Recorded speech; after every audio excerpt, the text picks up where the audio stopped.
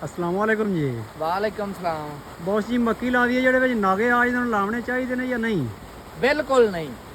ਸਾਦਾ ਜਵਾਬ ਹੈ ਬਿਲਕੁਲ ਨਹੀਂ। ਕਿਸੇ ਸੂਰਤ ਵੀ ਮੱਕੀ ਦੇ ਵਿੱਚ ਜਿਹੜਾ ਨਾਗਾ ਹੋ ਜਾਵੇ ਉਹਨੂੰ ਦੁਬਾਰਾ ਨਾ ਲਾਓ। ਉਹਦੀ ਵਜ੍ਹਾ ਕੀ ਹੈ? ਉਹ ਨਾਗਾ ਤਿਆਰ ਹੁੰਦਾ ਜਾਂ ਨਹੀਂ ਹੁੰਦਾ? ਉਹ ਕਿਉਂ ਨਹੀਂ ਲਾਉਣਾ ਚਾਹੀਦਾ? ਉਹਦੇ 'ਚ ਅਸੀਂ ਉਹਨੂੰ ਲਾ ਕੇ ਕੀ ਨੁਕਸਾਨ ਕਰਨੇ ਆ ਉਹ ਮੈਂ ਤੁਹਾਨੂੰ ਅੱਜ ਗੱਲਾਂ ਸਮਝਾਉਣ ਲੱਗਾ। ਜ਼ਰਾ ਧਿਆਨ ਨਾਲ ਸੁਣਨੀਆਂ ਨੇ। ਇਹ ਇੱਕਦਮ ਸੁਣ ਕੇ ਦੂਜੇ ਦਾਣ ਹੀ ਕੱਢਣੀਆਂ। ਸੁਣੋ ਜ਼ਰਾ। ਇਹ ਮੈਂ ਤੁਹਾਨੂੰ ਇੱਕ ਪੌਦਾ ਹੈ, ਇਹ ਮੈਂ ਜਾਣ ਬੁੱਝ ਕੇ ਨਾਗੇ ਲਵਾਏ ਸਨ ਚੰਦ ਤਾਂ ਕਿ ਮੈਂ ਸਮਝਾ ਸਕਾਂ ਕਿ ਮਸਲਾ ਕੀ ਹੈ ਔਰ ਕਿਸ ਤਰੀਕੇ ਨਾਲ ਅੱਲਾਹ ਤਾਲਾ ਦੀ ਕੁਦਰਤ ਜਿਹੜੀ ਨਾ ਵਰਕ ਕਰਦੀ ਹੈ, ਉਹ ਕਿਸ ਤਰੀਕੇ ਨਾਲ ਮਸਲਾ ਆਉਂਦਾ। ਇਹ ਇੱਕ ਪੌਦਾ ਹੈ ਜਿਹੜਾ ਨਾਗਾ ਲੱਗਾ ਹੈ। ਇਧਰ ਨੇੜਿਓਂ ਦਿਖਾ ਤਰੀਕ ਉੱਪਰ। ਇਹ ਦੇਖੋ ਇਹ ਦੋ ਪੌਦਿਆਂ ਦੇ ਵਿੱਚ ਵਾਇਆ ਹੋਇਆ ਹੈ। ਇਹ ਦੋ ਪੌਦਿਆਂ ਦੇ ਵਿੱਚ ਵਾਇਆ ਹੋਇਆ ਹੈ। ਇਸ ਤੇ ਇਸ ਪੌਦੇ 'ਚ ਇਸ ਜਗ੍ਹਾ ਤੇ ਨਾਗਾ ਲਵਾਇਆ। ਵੇਖੋ ਮੁਨਾਸਬ ਫਾਸਲੇ ਤੇ ਲਵਾਇਆ ਹੈ।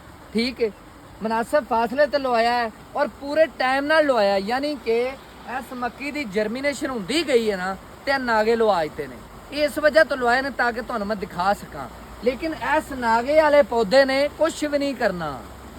ਇਹਨੇ ਕੁਛ ਵੀ ਨਹੀਂ ਕਰਨਾ ਸਵਾਏ ਪੱਠਿਆਂ ਦੇ ਕੰਮ ਆਉਣ ਤੋਂ। ਇਹ ਕੁਛ ਵੀ ਨਹੀਂ ਹੈਗਾ। ਇਹਦੇ ਚੋਂ ਛੱਲੀ ਦਾਣਾ ਕੁਛ ਵੀ ਨਹੀਂ ਨਿਕਲਣਾ। ਜੇ ਨਿਕਲੇਗਾ ਤੇ ਐਵੇਂ ਚੰਦ 20-50 ਦਾਣੇ ਛੱਲੀ ਦੇ ਵਿੱਚ ਬਣਨਗੇ। ਅੱਵਲ ਤਾਂ ਇਹਦਾ ਬਣਿਆ ਹੀ ਕੋਈ ਨਹੀਂ ਦਾ। ਹੁਣ ਵੇਖੋ ਇਹਦੀ ਵਜ੍ਹਾ ਕੀ ਹੁੰਦੀ, ਕਿਉਂ ਨਹੀਂ ਬਣਦਾ ਇਹ ਪੌਦਾ? ਹਾਲਾਂਕਿ ਬਾਹਰ-ਬਾਹਰ ਵਾਲੀ ਸਾਈਡ ਤੇ ਤੁਹਾਨੂੰ ਬਾਹਰ-ਬਾਹਰ ਵਾਲੀ ਸਾਈਡ ਦਿਖਾਈਏ, ਵਰਨਾ ਐਡਾ ਵੀ ਪੌਦਾ ਨਹੀਂ ਹੁੰਦਾ ਨਾਗੇ ਵਾਲਾ। ਇਹ ਤੁਹਾਨੂੰ ਬਾਹਰ-ਬਾਹਰ ਵਾਲੀ ਸਾਈਡ ਦਿਖਾ ਰਿਹਾ ਮੈਂ। ਬਾਹਰ ਹੁੰਦਾ ਕਿ ਅਸਲ 'ਚ ਜਦੋਂ ਪੌਦਾ ਲਾਈਦਾ ਨਾ ਮੱਕੀ ਦੀ ਗਰੋਥ ਜਿਹੜੀ ਹੁੰਦੀ ਨਾ ਬੜੀ ਫਾਸਟ ਹੁੰਦੀ ਹੈ। ਦਿਨਾਂ ਦੇ ਵਿੱਚ ਮੱਕੀ 'ਚ ਗਰੋ ਕਰ ਰਹੀ ਹੁੰਦੀ ਹੈ। ਤੇ ਜਿਹੜਾ ਅਸੀਂ ਕੋਈ ਵੀ ਚੀਜ਼ ਕੋਈ ਵੀ ਪੌਦਾ ਬਾਅਦ ਵਿੱਚ ਲਾਣੇ ਨਾ, ਜਿਵੇਂ ਇਹ ਲਾਇਆ ਹੋਇਆ ਕਿ ਇਹਨੂੰ ਇੱਕ ਤਾਂ ਜਿਹੜੇ ਇਹ ਦੋਵੇਂ ਪੌਦੇ ਸਨ ਇਹਨਾਂ ਦੀ ਜੜ੍ਹਾਂ ਇੰਨੀਆਂ ਫੈਲ ਚੁੱਕੀਆਂ ਸਨ ਕਿ ਇਹਨਾਂ ਨੇ ਨਵੇਂ ਪੌਦੇ ਨੂੰ ਜਗ੍ਹਾ ਹੀ ਨਹੀਂ ਦਿੱਤੀ।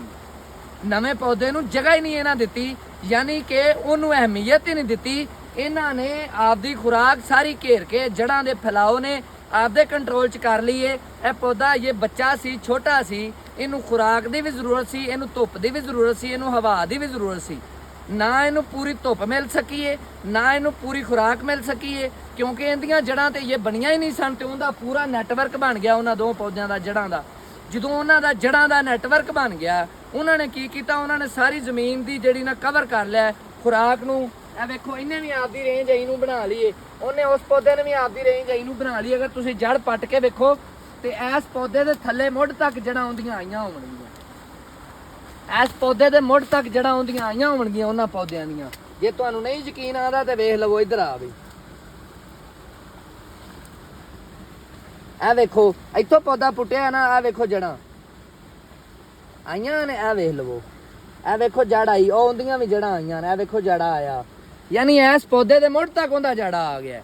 ਔਰ ਇਹਦਾ ਜੜਾ ਵੇਖੋ ਡਿਵੈਲਪ ਹੀ ਨਹੀਂ ਹੋਇਆ, ਯਾਨੀ ਜੜ ਹੀ ਓਡੀ ਡਿਵੈਲਪ ਹੀ ਨਹੀਂ ਹੋਈ। ਠੀਕ ਹੈ ਨਾ।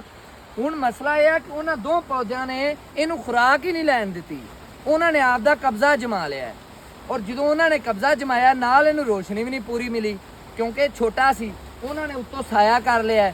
ਨਾ ਇਹਨੂੰ ਕਿਸੇ ਟਾਈਮ ਸਪਰੇਅ ਕਰਨ ਦੇ ਦੌਰਾਨ ਇਹਨੂੰ ਦਵਾਈ ਇਹਦੇ ਉੱਤੇ ਪਈ, ਕਿਉਂਕਿ ਉਹ ਇਹਨਾਂ ਪੌਦਿਆਂ ਦੇ ਪੱਤੇ ਉੱਤੇ ਸਨ। ਉਹਦੀ ਵਜ੍ਹਾ ਤੇ ਇਹਨੂੰ ਰੋਸ਼ਨੀ ਵੀ ਨਹੀਂ ਮਿਲ ਸਕੀ, ਇਹਨੂੰ ਸਪਰੇਅ ਦੇ ਦੌਰਾਨ ਦਵਾਈ ਵੀ ਨਹੀਂ ਪਈ, ਇਹਨੂੰ ਪੂਰੀ ਸਹੀ ਤਰ੍ਹਾਂ ਅੱਛੇ ਤਰੀਕੇ ਨਾਲ ਥੱਲੋਂ ਇਹ ਖੁਰਾਕ ਵੀ ਨਹੀਂ ਲੈ ਸਕਿਆ। ਇਹ ਬਚਪਨ 'ਚ ਸੀ ਤੇ ਉਹ ਜਵਾਨ ਸਨ। ਤੇ ਕੀ ਹੋਇਆ ਫਿਰ? ਬੱਚੇ ਦਾ ਤੇ ਜਵਾਨ ਦਾ ਕੋਈ ਮੁਕਾਬਲਾ ਹੁੰਦਾ? ਕੋਈ ਨਹੀਂ ਮੁਕਾਬਲਾ ਹੁੰਦਾ। ਯਾਨੀ ਕਿ ਇਹ ਆਪਦੀ ਜ਼ਿੰਦਗੀ ਦੀ ਜੰਗ ਹਾਰ ਚੁੱਕਿਆ ਹੈ ਔਰ ਇਹ ਕੁਦਰਤ ਦੇ ਫੈਸਲੇ ਨੇ, ਸਾਡਾ ਇਹਦੇ 'ਚ ਕੋਈ ਕਿਰਦਾਰ ਨਹੀਂ। ਇਹ ਆਪਦੀ ਜ਼ਿੰਦਗੀ ਦੀ ਜੰਗ ਮੁਕਾਬਲੇਬਾਜ਼ੀ 'ਚ ਹਾਰ ਚੁੱਕਿਆ ਹੈ। ਤੇ ਜਿਹੜਾ ਕਮਜ਼ੋਰ ਹੈ ਨਾ, ਉਹਦਾ ਇਸ ਦੁਨੀਆ ਦੇ ਵਿੱਚ ਕੁਛ ਵੀ ਨਹੀਂ ਹੈਗਾ। ਤੇ ਜਿਹੜਾ ਆਪਦੀ ਤਾਕਤ ਬਣ ਕੇ, ਜਿਹੜਾ ਆਪਦੀ ਹਿੰਮਤ ਕਰਕੇ, ਜੁਰਤ ਕਰਕੇ ਕੁਛ ਕਰੇਗਾ ਨਾ, ਅੱਲਾਹ ਤਾਲਾ ਦੀ ਜ਼ਾਤ ਉਹਨੂੰ ਹੀ ਨਵਾਜ਼ਦੀ ਜਿਹੜਾ ਕੋਸ਼ਿਸ਼ ਕਰੇਗਾ। ਬਹਰਹਾਲ ਇਹ ਕੁਛ ਅੱਲਾਹ ਤਾਲਾ ਦੀ ਜ਼ਾਤ ਦੇ ਫੈਸਲੇ ਨੇ।